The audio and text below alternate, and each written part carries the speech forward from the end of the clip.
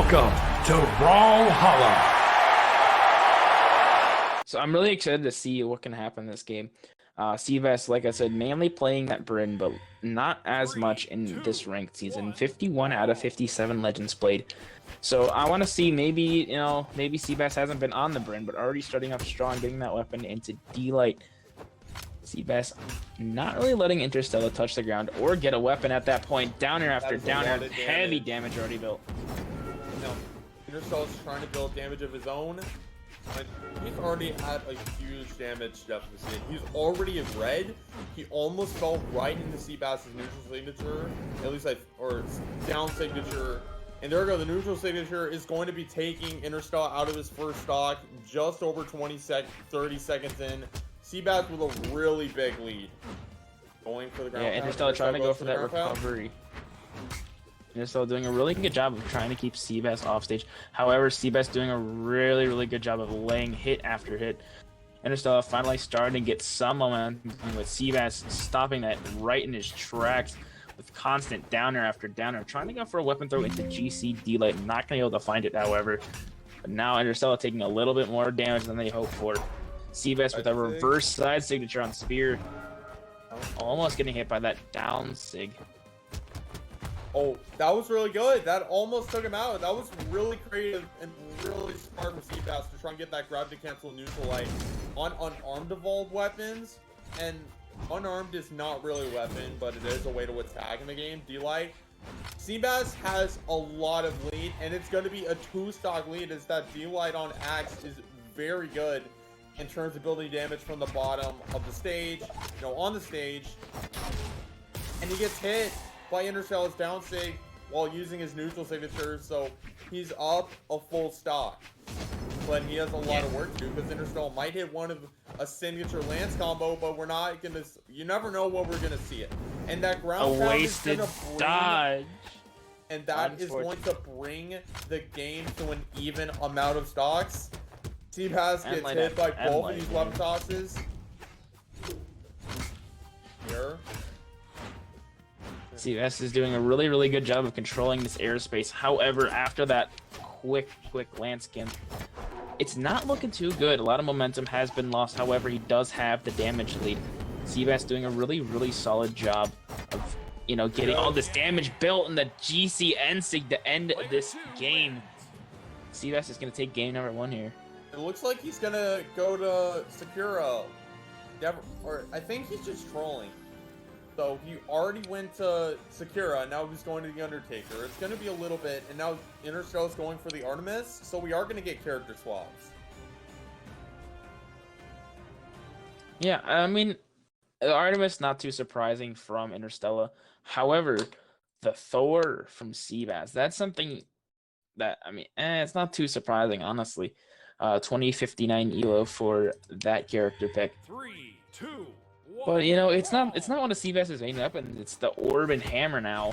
Two, honestly, I think pretty strong weapons right now in current meta. Hammer's getting the buff again. Orb really hasn't been touched very much. Now Interstella starting to go in with the Scythe.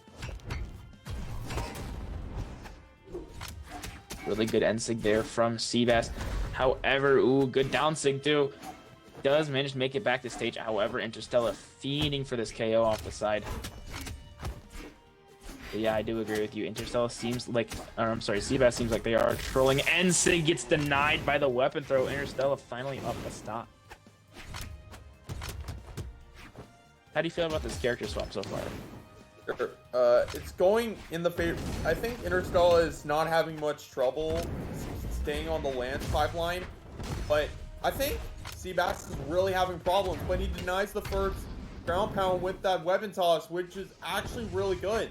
Going for another one, but I don't think, and he manages to get the ground pound into chase dodge upward, and it's even stocks, although Seabass is at a relatively bad state, because he still has a lot of damage to take on Interstella if he wants to make this game 3 neutralize, if not 2.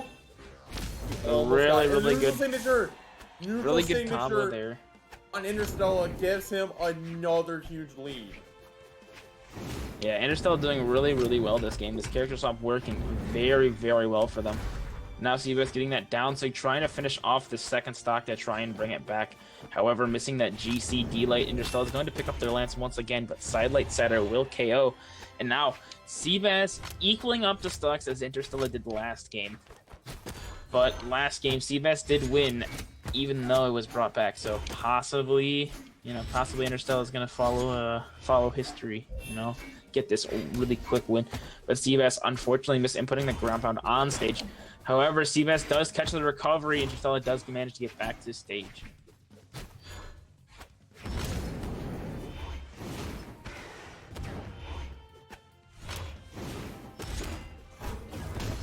Good ground pound there from Interstella, and now game is going to be done. Interstella takes game number 2, and now we are 1-1. He should have at least 4 games this entire set.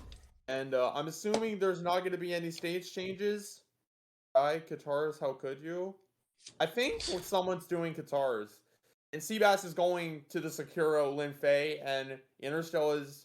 He might actually be disrespecting, because, well, Katars are...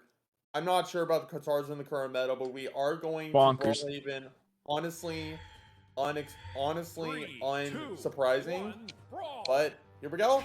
Game number 3. All right. So once again, Seabass is gonna swap his character, trying to play, like you said, the Katars. Katars are honestly really, really solid. Even though they haven't really won too much, which is kind of surprising for the amount of, trash they get talked in the community. Really good side stick there from Seabass, almost getting that cider. Yeah, from the amount of garbage they get spewed out from Qatar players. This is really dangerous Ooh, for Seabass. possible gimp. Oh, really close Gets there. it. Seabass Gets back. Around. Air. This is side sig. Seabass goes for a ground pound in the guitar and air. In the words of Wrench, guitar and air. He misses the recovery, but he can still get back up. Oh, the great grab against the side light on unarmed. Recovery. Neutral signature, and Seabass again has a decent lead. And Interstella still has to come back from this. Almost gets... sorry. Side sig. Side air.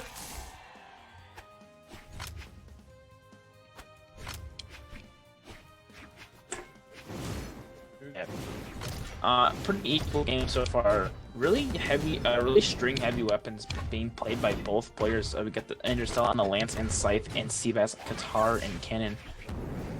I'm gonna be honest, all these weapons that they're playing are really, really solid picks. Lance, just kind of, it's kind of, I mean, still, even after the nerfs, I feel like it's still probably like one of the better weapons. Cannon really good right now, especially with the recent buff. However, it is getting nerfed in the more recent coming patch. But a nice down air there from Seabass. It's gonna take out Interstella down to their last stock in here in game number 3.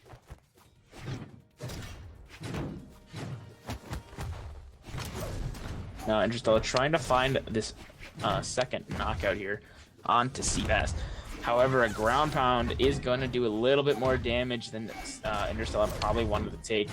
Trying to fiend for this KO now, trying to find a cider, possibly trying to even up the stocks. However, Seabass doing a really good job trying to go for that chase dodge recovery, and Interstella is going down. Oh my god, okay, he lived! He's back. He lived! Oh, that has to be the most insane recovery. Player 2. That recovery. He saved him and then took his life away. Yeah. Unfortunate there for Interstella. In that case, but now Seabass is a madman for that. Seabass switching over to the Tezca, the most recent legend with the most recent weapon, and are going back to Small Brawl. What is these players' fascination with Small Brawl Haven? That's just weird. I don't know, but I wish Mammoth Fortress was still there, or whatever. Yeah. Mammoth Fortress. I think it was called Mammoth Fortress.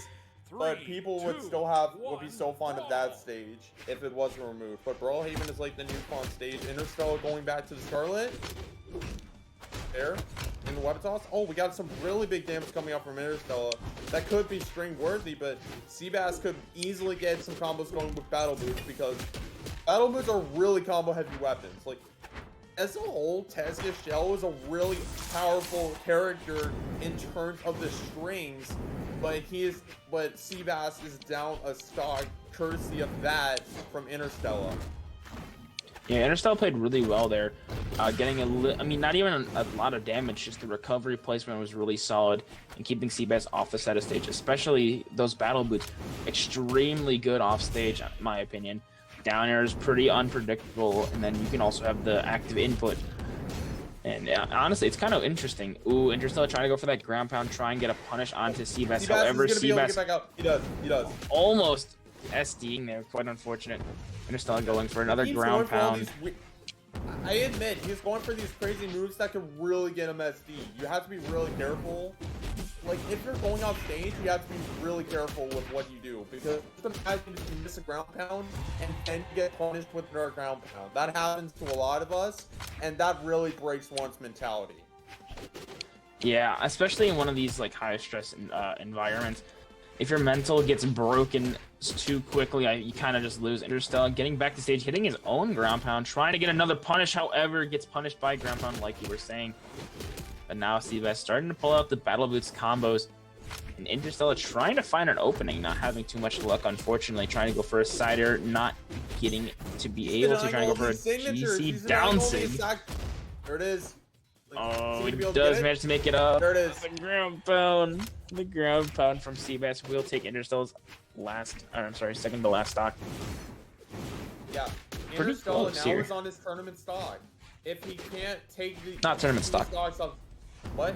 Oh, winners. It's not tournament stock. Yeah. Yeah, got it. Winners. I'm weird, but... It happened. Don't worry. Yeah, thank you. Joy. And a well-timed ground pound from Interstella keeps him alive. He needs to take 2 more games off Seabass, and then he'll be on the top 8 on the winner's side. But Seabass is just 1 stock away. He's at a really big advantage because he needs to take 1 more stock to go on the top 8 on the winner's side. Side sig, and that almost killed. Side sig on Tesca Shell was really strong. Oh my god. He almost hits the grab and cancel down signature. Is Interstella gonna get it? He does not. And Interstella punishes the classic dodge read from gauntlets. Down sig does not connect. Sair, another Sair misses. And, oh, I thought he was gonna get it. If he got that neutral signature, he probably would have got it. That would have been ridiculous. And Interstella. Oh my god. Forcing game number 5 off of that side air. Really, really close, honestly. But honestly, Interstella played that game pretty well, especially for the amount of damage they took. But now swapping back over to the Artemis, Seabass swapping to Kaya. The exact rip that Impala used to win BCS. I think the Impala setup is becoming really popular among these players. And well, let's see if that power can carry him all the way to the top 8 on the winner's side, because he has to take 3 more stocks off Interstella. He can have some breathing room for a little bit in order to fight on and possibly make the winner's final should he win winner's semis and this match too. Yeah, right. Honestly, here's the thing with Kaya. Spear is a pretty solid weapon. Bow is a really good weapon. I don't know. I don't care if people disagree with that. That's just my opinion. But also, Kaya alone, really, really good signatures. Even he got hit by a balance patch too. Still pretty solid, but Interstella doing a really good job here with this Hang it scythe. back up. He does. Almost killing. And now Interstella down near the bottom of stage. Gets hit by the egg drop, and Interstella goes down. Interstella needs to take 3 stocks or he's going down to the lower bracket. I'm not sure if we should call it the lower bracket, the elimination bracket, or the losers bracket, but personally, I like to say the latter is the losers bracket because I've been so used to it. I mean, they all mean the same thing. Yeah, elimination, but I like losers the most. You can say whatever you want. You can call it whatever you want. It's the exact same thing, just different words. Yeah. On the reversal, the last possible frame can get the reversal and almost gets the exhausted recovery, or maybe it was the regular recovery. Almost gets the sideline to Sair. Like, Sair is going to be able to take this out. This might be a really close game. This might be a very close game, but Interstella, he's been doing really good on both Lance and Scythe from this set alone. but he has to do a lot more if he wants to move on to winner's semis, because he has 2 stocks to take off Seabass. Seabass using a relatively new and common setup on Kaya, because, well, Impala, there's no shot. Impala is now, or sorry, Impala is not bringing Seabass to the victory spiritually as of right now, because he is 1 stock away from heading to the loser bracket. He has to do something right here, right now, if he wants to stay alive in this winner's bracket. Seabass almost gets a neutral signature. I think Seabass, honestly, he's starting to struggle here a little bit. Interstella's finally getting that download. However, D-Light recovery, not gonna be enough to kill it, trying to go for it exhausted. But now, really bad situation here for Seabass. Miss it! Will that be it? That is a game 5 last stock situation, but Seabass, Lance is a really strong weapon, and it's combo weapon alongside side, so there's a lot of side combos that go against his side signature, and he's balling as Interstella goes to top 8 on the winner's side.